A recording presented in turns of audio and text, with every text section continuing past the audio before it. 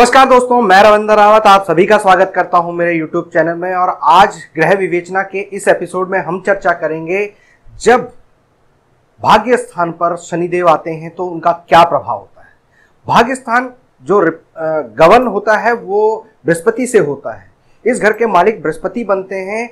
बृहस्पति बरकत के मालिक हैं, वो देवता गणों में गिने जाते हैं। और जब राक्षस गण के शनिदेव यहाँ पर आते हैं तो उनका क्या प्रभाव रहेगा, क्या वो नेक होंगे या यहाँ पर अपने प्रभाव से शनि को खराब करेंगे, वो सारी चर्चा मैं यहाँ पर आज करूंगा।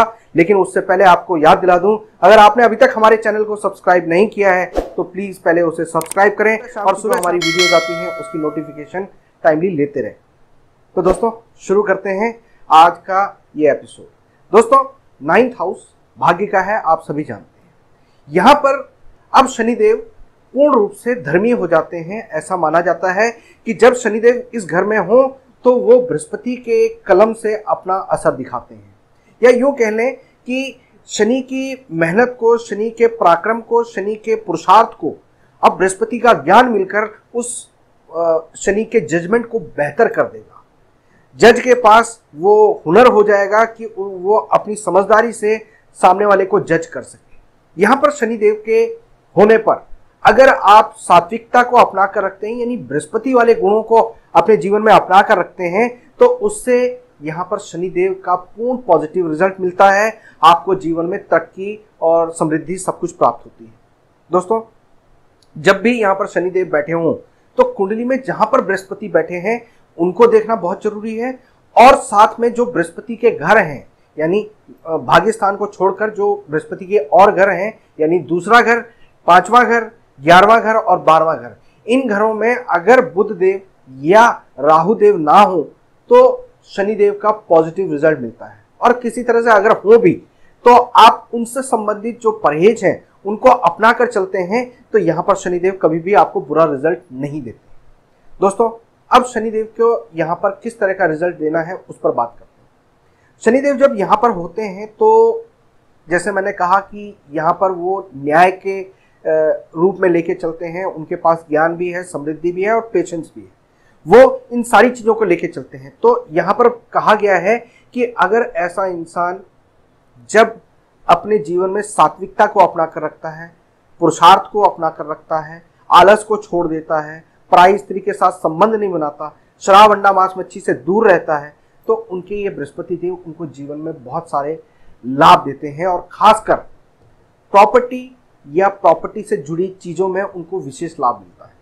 लेकिन यहां पर एक शर्त होती है कि ऐसे इंसान को 3 रिहायशी मकान नहीं बनाने होते अपनी जिंदगी में, अपने नाम से या अपनी कमाई से।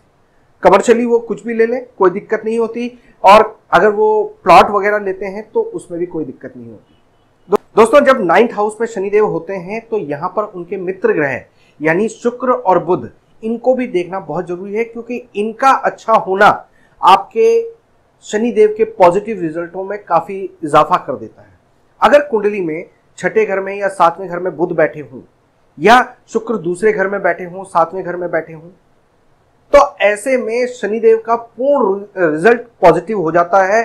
ऐसे इंसान को रुपए पैसे की कभी किल्लत नहीं होती और उसके कारोबार में कभी कोई परेशानी नहीं आती। छोटी मोटी परेशानियों के बावजूद वो बहुत ऊंचाइयों को प्राप्त करता है, बहुत ऊंचाइयां हासिल कर लेता है। समाज में उसका नाम अच्छा होता है और घर गृहस्थी भी उसकी बहुत बेहतर होती है। लेकिन दोस्तों अगर शनि 9th हाउस में होता है और केतु किसी भी तरीके से आपने खराब कर दिया तो यहां पर आपकी संतान में विलंब होने का योग आ जाता है। जिस तरह से शनि 5वें घर में संतान के लिए इफेक्ट देते हैं, संतान में देरी देते हैं, उसी तरह से 9th हाउस में भी उसका इफेक्ट होता है। लेकिन अगर आप केतु को ठीक रखते हैं और कुंडली में चंद्रमा के हालात को खराब नहीं करते हैं तो उस तरह से आपके शनिदेव का ये नेगेटिव पहलू भी वहां पर कम हो जाता है।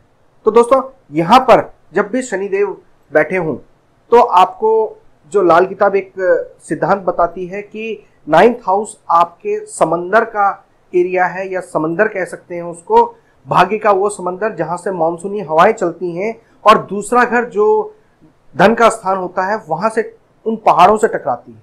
और चौथे घर यानी सुख के स्थान पर उन मैदानों में आपको सुख देती हैं। तो 9th हाउस में शनिदेव यहाँ पर पॉजिटिव है। आपके भाग्य की जो जो भी मानसूनी हवाएं हैं यहीं से पैदा होंगी। अगर आप शनि को खराब नहीं करते हैं और सेकंड हाउस में शनि के मित्र ग्रहों की चीजें जैसे शुक्र की चीजें या बुध की चीजें आप पहुंचाते रहें तो चौथे घर के सुख में आपको कहीं कोई कमी नहीं रहती। और चौथे घर के चंद्रमा को भी पॉजिटिव कर लेते हैं, यानी चौथे घर के मालिक को अगर आप पॉजिटिव कर लेते हैं, यानी आप चौथे घर के चंद्रमा को पॉजिटिव करने के लिए आप अपनी माता का आशीर्वाद लेते रहते हैं। किसी भी कार्य से पहले आप अपने माता पिता के पैरों को छूकर आशीर्वाद लेते हैं तो उससे चौथा घर एक्टिव हो जाता है और आपको पूर्ण रूप से लाभ प्राप्त होता है। तो दोस्तों यहाँ पर शनि के लिए बहुत ज्यादा कुछ नेगेटिव या बहुत ज्यादा कुछ अलग कहने के लिए नहीं होता। यहाँ पर आपको सिर्फ सात्विकता पर ध्यान रखना है। अगर आप इस चीज को ध्यान रखेंगे तो आपके शनिदेव का पूर्ण पॉजिटिव रिजल्ट आपको यहाँ पर प्राप्त होगा। तो दोस्तों उम्मीद करता हूं कि इस वीडियो से आपको 9th हाउस के शनिदेव के बारे में नई जानकारियां मिली होंगी। किसी भी तरह का और कोई सवाल हो, डाउट हो तो आप हमें कमेंट बॉक्स में लिख सकते हैं। वीडियो अगर पसंद आई हो तो इसको ज्यादा से ज्यादा लाइक और शेयर करें। फिलहाल मैं अपनी वाणी को विराम देता हूं। नमस्कार।